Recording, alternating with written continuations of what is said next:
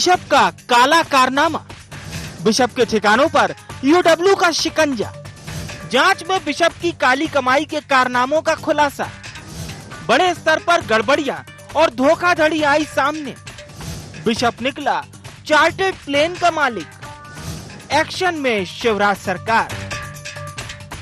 जी हां, इन दिनों में एक बिशप चर्चा का विषय बना हुआ है। वजह है बिशप पीसी सिंह के काले कारनामे।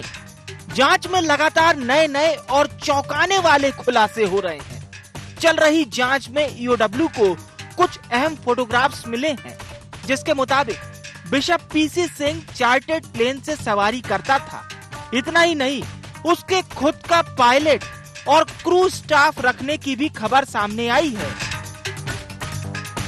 इससे यह सवाल उठ रहा है कि क्या बिशप ही चार्टर्ड प्लेन का मालिक है। इस बात का पता लगाने में ईओडब्ल्यू जुटा हुआ है। इतना ही नहीं, ईसाई धर्म गुरु के पास से ईओडब्ल्यू को जांच में 1,65,00,000 रुपए नगद और $18,000 विदेशी मुद्रा मिली है। इसके अलावा उसके पास से 90 लाख रुपए की लग्जरी कार सहित 9 कार और 2 किलो सोना मिला है। इधर मिशनरी और धर्म की आड़ में फर्जीवाड़ा कर अकूत संपत्ति जुटाने वाले बिशप पीसी सिंह पर राज्य सरकार ने भी शिकंजा कस दिया है। खुद सीएम शिवराज ने मोर्चा संभाल लिया है। सीएम शिवराज ने सख्त लहजे में कहा कि मध्य प्रदेश में धर्म की आड़ में धर्मांतरण जैसी अवैध गतिविधियां नहीं चलने दी जाएंगी। ईओडब्ल्यू ने जबलपुर स्थित board of education church of north India के चेयरमैन के निवास पर बिशप के यहां छापा मारा और ये देखकर आंखें फटी रह गई। हमने तय किया है, राज्य शासन ने धर्मांतरण और अन्य गैर कानूनी काम इस ट्रस्ट के माध्यम से चर्च ऑफ नॉर्थ इंडिया के वो तो नहीं किए जा रहे। इसकी जांच ईओडब्ल्यू करेगा। इसको राज्य शासन गंभीरता से ले रहा है। धर्मांतरण हो और बाकी गैर कानूनी गतिविधियां हो, ये धर्म के नाम पर किसी भी कीमत पर नहीं करने दी जाएगी। इधर कांग्रेस ने भी कार्रवाई पर समर्थन किया है। बिशप मामले पर कमलनाथ ने कहा कि कोई व्यक्ति किसी भी धर्म का हो, इस प्रकार के काम करता है तो वह गलत है। कोई व्यक्ति किसी भी धर्म का इस प्रकार की चीजें करे, ये गलत है। इसमें धार्मिक, ये तो जो बात गैर कानूनी है, गैर कानूनी है, जो इरेगुलर है, इरेगुलर है। कुल मिलाकर सूबे में भ्रष्टाचारी रडार पर है, एक्शन में सरकार है। मतलब है कि जो धर्म की आड़ में फर्जीवाड़े, धर्मांतरण जैसी गतिविधियों को अंजाम दे रहा है, उसके खिलाफ सख्त कार्रवाई होना तय है, जिसका जीता जागता सबूत बिशप पर कार्रवाई है। Bureau report, IND 24।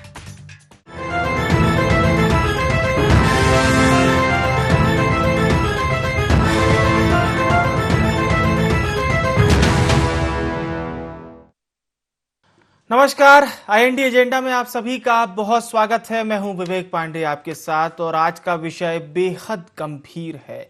जाहिर सी बात है, जब किसी बिशप पर इस तरह के संगीन आरोप लग रहे हों तो आप समझ सकते हैं किस तरह से बिशप ने बाकायदा और 1 साल 2 साल 3 साल नहीं, अनवरत कई सालों से इसी तरह से जो फीस के नाम पर पैसे आते थे उसका पहली बात तो उन्होंने गबन किया था। बिशप पीसी सिंह इनका नाम है। बिशप दरअसल एक उपाधि होती है।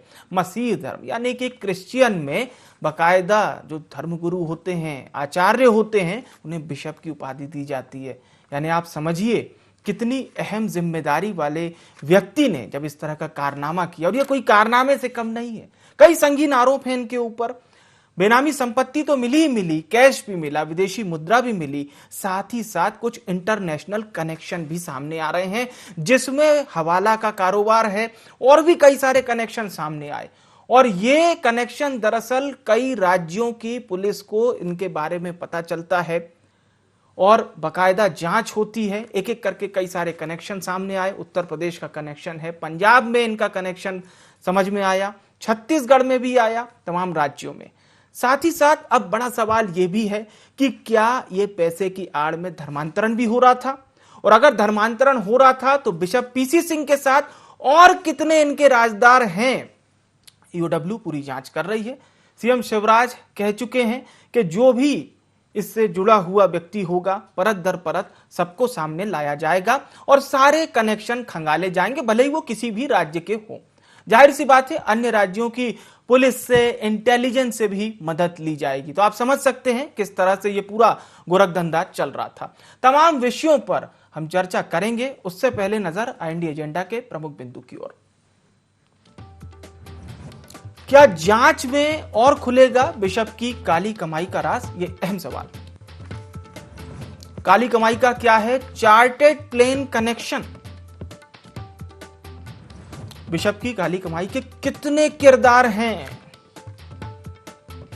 और अंत में किसकी शह पर बिशप बना काली कमाई का मालिक? ये वो अहम सवाल हैं जिस पर हम चर्चा करेंगे। जाहिर सी बात है बिशप का कोई तो गॉडफादर होगा।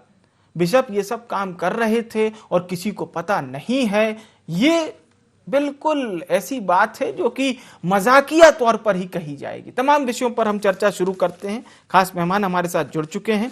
चेतन सिंह साहब हमारे साथ जुड़ चुके हैं, नेता हैं मध्य प्रदेश भारतीय जनता पार्टी के। पवन पटेल साहब जुड़ चुके हैं, महामंत्री हैं मध्य प्रदेश कांग्रेस के। मध्य प्रदेश के वरिष्ठ पत्रकार रमेश शर्मा जी हमारे साथ जुड़ चुके हैं। आप सभी मेहमानों का बहुत स्वागत है। रमेश शर्मा साहब, चर्चा की शुरुआत आपसे। बिशप केवल एक किरदार हो सकते हैं, पीसी सिंह इनका नाम है, बिशप इनको उपाधि मिली थी और यह भी पता चला है कि इस ट्रस्ट ने भी इनके ऊपर केस दर्ज करवाया था। अगस्त का यह वाकया है, अगस्त 2022 में। लेकिन बड़ा सवाल यह कि ये चीजें परत दर परत तब सामने आई, किसी स्टेट में इनके खिलाफ न केवल कार्रवाई हुई, फिर वहां से होते होते होते होते पता चला मध्य प्रदेश तक बात आती है। यानी अभी भी बहुत कुछ खंगाला जाना है इस पूरे केस में। ये बात आपने बिल्कुल सही कही कि निश्चित रूप से एक बहुत आश्चर्यजनक बात होती है। धर्म कोई भी हो, उनका धर्मगुरु यदि इस तरह की गतिविधियों में लिप्त पाया जाएगा तो निश्चित रूप से एक तो चिंता की विषय भी है और ये भी सोचना चाहिए कि धार्मिक नेतृत्व आखिर किन हाथों में पहुंच गया है। जिन बिशप जी के खिलाफ ये जो कार्रवाइयां हो रही हैं, सोशल मीडिया पर आज 2-3 तरह की नई जानकारी बहुत वायरल हुई। एक तो ये है कि उत्तर प्रदेश में, राजस्थान में, छत्तीसगढ़ में, महाराष्ट्र में और कई प्रांतों में इनके खिलाफ मुकदमे दर्ज हैं और उनकी संख्या भी अच्छी खासी है। 28-30 उनकी संख्या आ रही है जो जितने इनके खिलाफ मुकदमे दर्ज हैं। एक फोटो इनका वायरल हो रहा है सोशल मीडिया पर, एक ऐसे व्यक्ति के साथ जिसका अंडरवर्ल्ड कनेक्शन है। तो मुझे पता नहीं कि वो कितना सच है कितना झूठ है, लेकिन वो बहुत वायरल हो रहा है और उसको किसी ने खंडन भी नहीं किया। अभी तक दिन भर से हो रहा है, कल रात से हो रहा है, किसी ने खंडन भी नहीं किया। खबर भी है रमेश शर्मा जी कि दाऊद के करीबी से तकरीबन 3 करोड़ के जिमखाने का इन्होंने सौदा किया है। वही मैं कह रहा था, मैंने चूंकि नाम लिया नहीं, ये सोशल मीडिया पर आज खूब वायरल हो रहा है, फेसबुक पर भी है, व्हाट्सएप ग्रुपों में भी चल रहा है। तो कुल मिलाकर के फिर जिस तरीके से इनका रहन सहन है और चार्टर्ड प्लेन में घूमते हैं, तो मोटे तौर पर ये अपने आप में इनकी गतिविधि को संदिग्ध तो बनाता है। यहाँ 2 चीज है। एक तो इनका जो रहन सहन, इनके घर में कितनी सारी तो गाड़ियां मिली हैं, कितना तो सोना मिला हुआ है, कितने मोबाइल फोन मिले हुए हैं, खाते कई इनके कितने सारे 30-40 तो बैंक खाते इनके अकाउंट में मिले हैं। तो मोटे तौर पर ये एक वाकई जो दिखने में जितना छोटा सा काम दिख रहा है, मुझे उतना छोटा दिख नहीं रहा है। ये काफी बड़ा है और एक एक रैकेट की इसमें जांच होनी चाहिए। वो पिछले दिनों एक खबर आई थी, नागपुर से खबर आई थी, महाराष्ट्र सरकार से खबर आई थी, कोई ऐसा कनेक्शन भी है कि बड़ा घोटाला वहां पर जमीन का हुआ है जो 100 करोड़ तक भी जा सकता है। लेकिन अब वो जा सकता है कि नहीं जा सकता, इन सारी चीजों की जांच इसमें होनी चाहिए और इसमें एक एक चीज इसमें शामिल होना चाहिए। अगर अंडरवर्ल्ड कनेक्शन इनका है तो मैं समझता हूं ये और ज्यादा चिंता की बात है। ये देश और समाज दोनों के लिए घातक है। और एक अच्छी बात यह है कि दोनों राजनीतिक दलों ने, मुख्यमंत्री जी ने भी कहा इस पर कार्रवाई होना चाहिए और मैं कमलनाथ जी की वाइट देख रहा था, उन्होंने भी कहा कोई भी व्यक्ति हो ऐसे लोगों पर कार्रवाई होनी चाहिए। तो मैं समझता हूं देश को इस पर कार्रवाई करनी चाहिए। बिल्कुल। चेतन जी, ये बात तो बिशप पीसी सिंह को लेकर हुई, सरकार ने कार्रवाई भी की है और रोज नए खुलासे भी हो रहे हैं। एक वाकया जो हमारे सामने आया है वो झाबुआ का है कि झाबुआ में भी इसी तरह की कोई हरकत कह लीजिए, वाकया कह लीजिए, वो हुआ है। आने वाले समय में उस पर भी कार्रवाई होगी। चेतन जी, मैं आपसे जरूर जानना चाहूंगा इस विषय को लेकर। देखिए, निश्चित रूप से झाबुआ में भी जो जमीन का मामला है वो पहले सरकारी रिकॉर्ड में सरकार की थी, अचानक से वो चर्च के नाम पर दर्ज हो जाती है और उसका सारे मामले का खुलासा जब वहाँ के प्रभारी मंत्री जो हैं इंदर सिंह परमार जी, जो स्कूल शिक्षा विभाग के, जब उन्होंने उस मामले को पकड़ा तो उसको लेकर के भी कई प्रकार के दबाव आए और कई प्रकार की धमकियां तक माननीय मंत्री जी को दी गई कि आप ऐसा करोगे तो आपका राजनीतिक फ्यूचर ऐसा हो जाएगा। लेकिन वे शायद गलत आदमी से उलझ गए और उन्होंने कह दिया कि मैं सबको जानता हूँ, जो मेरा बिगाड़ सकते हैं बिगाड़ ले, लेकिन इतना ध्यान रखना कि तुम्हारी सीआर में ऐसी बर्बाद करूंगा कि तुम मध्य प्रदेश पे काम करने के योग्य नहीं बचोगे। लेकिन चेतन सिंह जी, मतलब ये तो बड़े पावरफुल लोग हैं, सीधे मंत्री को धमकी दे रहे हैं। चेतन सिंह जी, मतलब आम आदमी का क्या हाल करेंगे? ये तो सीधे मंत्री को धमकी दे रहे हैं। देखिए, सबके हाथ होते हैं। आप अभी जब चर्चा प्रारंभ कर रहे थे, मैं आपके माध्यम से ये भी जानना चाहूंगा कि ये मामले का खुलासा अभी आज ही कल में क्यों हुआ, पहले क्यों नहीं हुआ?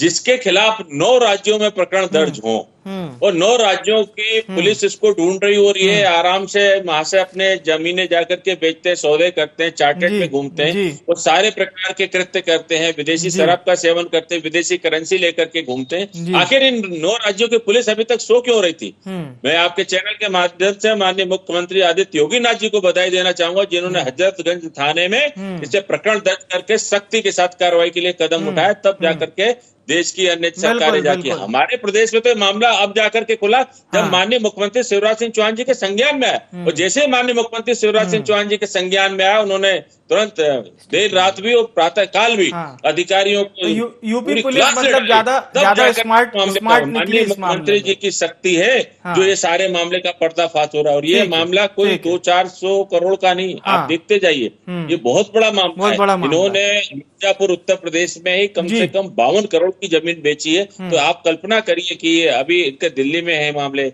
हरियाणा में है, पंजाब में है, मध्य प्रदेश में है, छत्तीसगढ़ में है, महाराष्ट्र में है, पता नहीं और कहां इनके सारे मामले खुलेंगे। मैं माननीय मुख्यमंत्री जी को भी बधाई देना चाहता हूं कि जिस प्रकार की शक्ति माननीय मुख्यमंत्री मध्य प्रदेश ने दिखाई, आदरणीय शिवराज सिंह चौहान जी ने, बहुत लोगों के तार और खुलने हैं और जिमखाने का जो सौदा हुआ है वो निश्चित रूप से इस बात की ओर इंगित करता है कि अंडरवर्ल्ड और दुबई तक से इस गैंग के तार जुड़े हुए हैं। ये धर्म का मामला नहीं है, ये देश को बेचने का मामला है, देश के साथ जालसाजी करने का मामला है। धर्म कभी सिखाता नहीं हमको कि इस प्रकार का आप कैरेक्टर बनाइए या इस प्रकार के कैरेक्टर में आप जाइए, लेकिन इस भारत की पावन भूमि पर जिस प्रकार से शिक्षा और स्वास्थ्य को लेकर के और उसकी आड़ में जो खेल चल रहा है, निश्चित रूप से इस पर अंकुश लगना चाहिए और मुझे पूरा भरोसा है कि अब इसकी परतें जब खुली हैं तो अंजाम तक पहुंचेंगी। जी पवन पटेल साहब, जैसा कि चेतन जी ने बताया, मध्य प्रदेश सरकार के स्कूल शिक्षा राज्य मंत्री को जब धमकियां मिली है, मतलब ये तो बड़े पावरफुल लोग हैं जी। नहीं, देखिए, भाजपा के सरकार में आम जनता के अलावा जितने भी भूमाफिया हैं, जो बिजनेसमैन है, वही पावरफुल हुए हैं। और आम आदमी की तो कोई औकात बची नहीं है कि आम आदमी जूझ रहा है महंगाई से, आम आदमी जूझ रहा है बेरोजगारी से। और ये जबलपुर में आती है, जबलपुर के बिशप हैं, तो भारतीय जनता पार्टी की सरकार है। नैतिकता के आधार पर इनका फेलियर है, इंटेलिजेंस फेलियर है, अगर इनको नहीं पता पड़ा। बस ये तो बड़ी बात है, शिवराज सिंह चौहान जी सुबह 6 बजे, सुबह 4 बजे इस टाइप का प्रोग्राम टुक करते हैं, उससे जोश तो भर देते हैं, हम भी बधाई देना चाहते हैं, लेकिन उसको कार्य रूप में परिणित होना चाहिए। कोई बचेगा नहीं, अरे हम कहे कोई बचेगा नहीं, कैसे काम कर लिया उसने, कैसे इतना बड़ा आपके नाक के नीचे इस टाइप की हरकत हो गई, कैसे ऐसे लोगों को मंत्री जैसे ओहदे पे बैठे को अगर धमकी दे सकते हैं तो आम आदमी कैसे मान ले कि हम सुरक्षित रह रहे हैं। तो ये तो अपने मुख से ही खुद बोल रहे हैं। इनका पूरा एजेंडा, भारतीय जनता पार्टी को नाम जनता से मतलब है, वो खुली छूट दे रखी है। अभी आप चेतन जी ने स्वास्थ्य और शिक्षा की बात की, कोरोना के समय मेडिकल कॉलेज हॉस्पिटल को खुली छूट दी रखी थी कि जिस कोरोना की दवाई ने उसके लिए लूटो, जितना लूट सके लूटो, इस तरह छूट दी हुई थी। मैं ये कहना चाह रहा हूं, मेरा निवेदन ये है कि जब इनकी सरकार है, इंटेलिजेंस फेलियर है, ये इनको एक्सेप्ट करना चाहिए। और ये प्रॉम्प्ट जो बाद में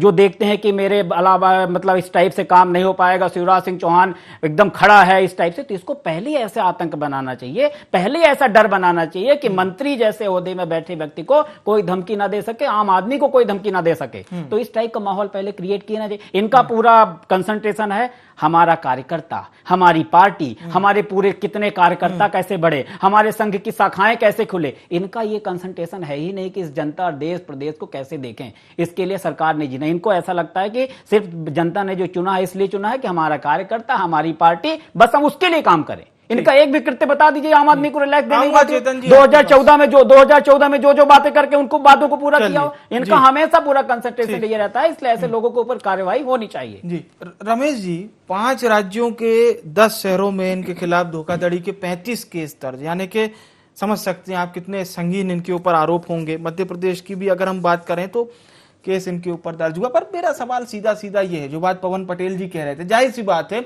कि व्यक्ति को पकड़ पाना इतना आसान नहीं होता है, और इनके भी कनेक्शन जब सामने आए तो उसमें 2003, 4, 5, 6, 7 का कनेक्शन भी सामने आया। फिर ये भी बात पता चल रही कि मनमर्जी ढंग से ये खुद के कार्यकाल को भी बढ़ा देते थे, एक खुद का फर्जी अकाउंट बना के रखा था और उसको ये एक्चुअल बताते थे और फीस के पैसे वहां पर ये ट्रांसफर करवा लेते थे। ऐसे बहुत सारे इनके ऊपर बिशप पीसी सिंह के ऊपर मामले फिलहाल दर्ज हैं।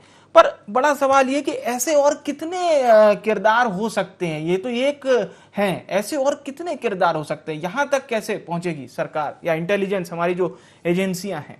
देखिए, मोटे तौर पर ऐसे किरदार बहुत से होंगे।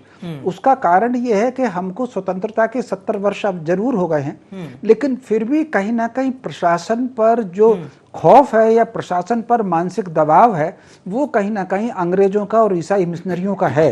आप अगर 77 के पहले का भारत और 77 के बाद का भारत देखेंगे तो 77 के पहले के ज्यादातर आईएएस और आईपीएस अधिकारी, आप ये कह रहे हैं कि अभी भी साजिश चल रही है इस तरह? निश्चित रूप से। तो वो लोग होते थे जो मिशनरी स्कूलों के निकले हुए होते थे। फिर बहुत सारे ऐसे लोग हैं उनका नाम कुछ और है, लेकिन कहीं ना कहीं वो चर्च से जुड़े हुए अधिकारी भी रहे हैं। ऐसे हमने भोपाल शहर में भी ऐसी कार्रवाई देखी है, बिल्कुल एक।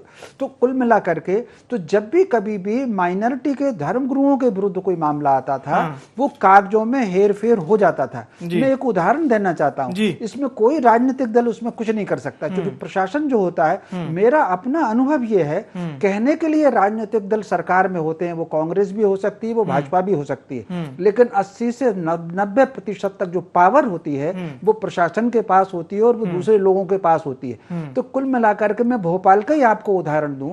भोपाल में कुछ वर्ष पहले एक बिशप के खिलाफ, एक पादरी के खिलाफ उनकी नंस ने रेप का एफिडेविट दिया था, लेकिन उस पर कोई कार्रवाई हो नहीं पाई। तो कुल मिला करके वो हमेशा ऐसा होता है, तो उसमें कोई कार्रवाई होती नहीं है, माइनॉरिटी को लेकर कोई कार्रवाई नहीं होती। तो मुझे तो फिर भी अभी आशंका है, ये जो सारा का सारा मामला आ गया और समाचार पत्रों में आ गया, मीडिया में उड़ गया, तो थोड़ा सा 2-4 कदम सरकार चल भी रही है। मान करके चलिए कि इसकी जांच में इतनी खामियां निकलेंगी कि कोर्ट में साबित करना बहुत मुश्किल हो जाएगा आगे चल करके। तो मैं समझता हूं ये मानसिक दबाव, जो गुलामी का मानसिक दबाव है, वो अभी सरकार पर और समाज दोनों पर है अभी। चेतन जी, आप सीधा जवाब दे सकते हैं। देखिए, आपने विषय कुछ और पूछा, लेकिन मेरे मित्र पवन जी कोरोना पर आ गए। मैं बस इतना पूछना चाहता हूं कि कोरोना के दोनों फेज में कांग्रेस और कांग्रेस के कार्यकर्ता नेता कहाँ थे? आरोप लगाने के लिए आप एयर कंडीशन में बैठ करके आरोप लगा देते हैं। आप ये नहीं देख रहे कि उस समय, अरे चेतन जी, मैंने जस्ट एक एग्जांपल दिया और हम लोग रोड में थे, सड़क में थे। मैंने आपको नहीं रोका ना, आपने भी तो बोला ना। ठीक है, बोलिए। आप माननीय मुख्यमंत्री शिवराज सिंह चौहान जी को लेकर, सरकार को लेकर के जिस प्रकार की टीका टिप्पणी कर रहे हैं, शर्म आना चाहिए कि जब देश और प्रदेश को बचाने की बात थी तब यही लोग काम कर रहे थे, यही लोग मैदान में थे, आप लोग नहीं थे। ये देश और प्रदेश दोनों जानता है। अब रही बात तो आपने इस तरह की बातें कही, आज विषय धर्म का नहीं है, आज विषय ये है कि क्या इस देश में इस प्रकार के लोग चल रहे हैं, और चल रहे हैं तो किसकी दम पर चल रहे हैं? आदरणीय रमेश जी भाई साहब ने बहुत अच्छी बात कही कि इतना दबाव है तो सरकार 2 कदम चली है।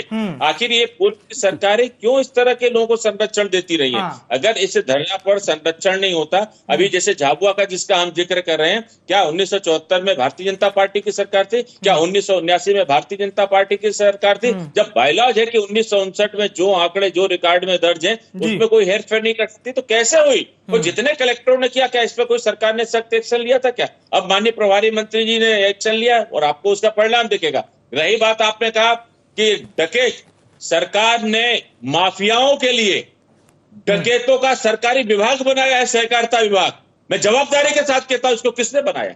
क्यों? क्योंकि सुभाष यादव जी जो आपके उप मुख्यमंत्री थे, उनको अपने डकैतों को बचाना भी था और खुलेआम नोट कमाने की एक मशीन छापने की एजेंसी भी दे रही थी। ये सारे धंधे ये सरकार में बैठे लोग अगर बंद कर देते ना, ये कांग्रेस के समय के लोग, तो आज ये कम से कम हमारी सरकार के समय तोहमत नहीं चेतन जी, लगती। अब तो काफी लंबा समय हो गया है आपका, अब काफी लंबा समय हो गया है। 2014 के बाद की बात करिए, आप तो कांग्रेस का ही रोना रोने लगते हो। आप 2014 के बाद की बात नहीं करेंगे? मुख्यमंत्री अमित शाह जी को अब चार्ज दिया है सहकारिता को ठीक करने का।